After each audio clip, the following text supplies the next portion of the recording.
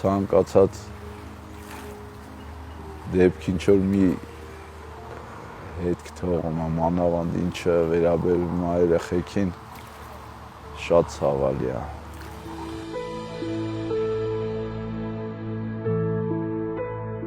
Վանաձորինը ինձ երբ կանչը եղավ, գործիքներս վերցրեցի, իմ գործընկերներիս հետ գնացինք այնտեղ, դեպքի վայրը տենալով անցա աշխատանքի։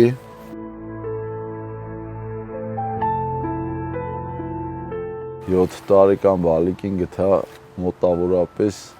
դեպքի տեղից մի 500 մետր այն կողմից։ Ինքը ափի վրայից ծառը ընկել էր ջրի մեջ, փուճուրը գնացել էր ծառի տակ։ Շոշափելով թաթիկից գտա,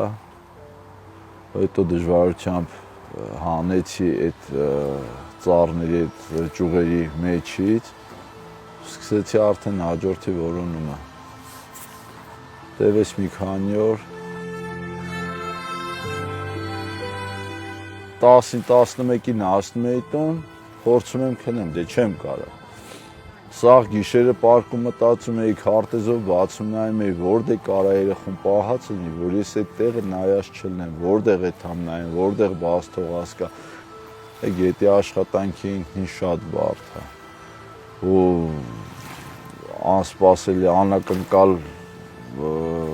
ամեն ինչի հանդիպում ես, ամեն բարդության հանդիպում ես ու շատ վտանգավոր տեղերի աշխատանքները իրականացնում, դժվար հասանելի տեղեր։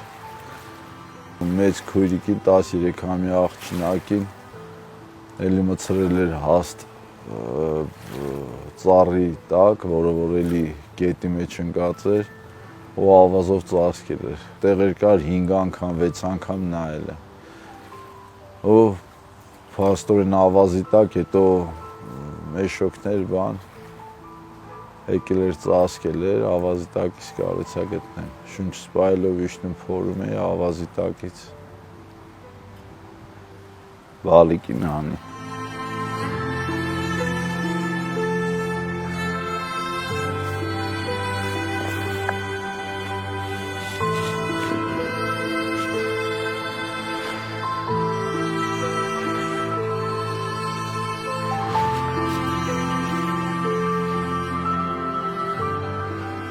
Գնացել իմ հաց ուտելու։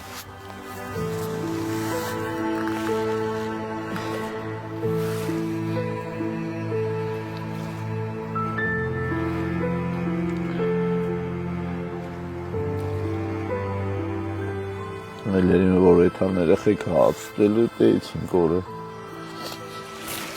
Դրանցա վր ես ազում մահավոր։ Երեխեք շատ եմ հանել։ Երեխեք եմ անել, երեխա եմ անել, ասենք իրա տոտիկների կուկուի ոտի չապ հայել է։ Տնից էլ են գերա պրոստեսի։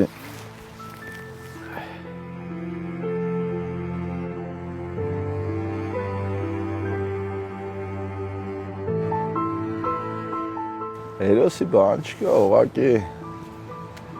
մարդ պիտի խղճով ապրի։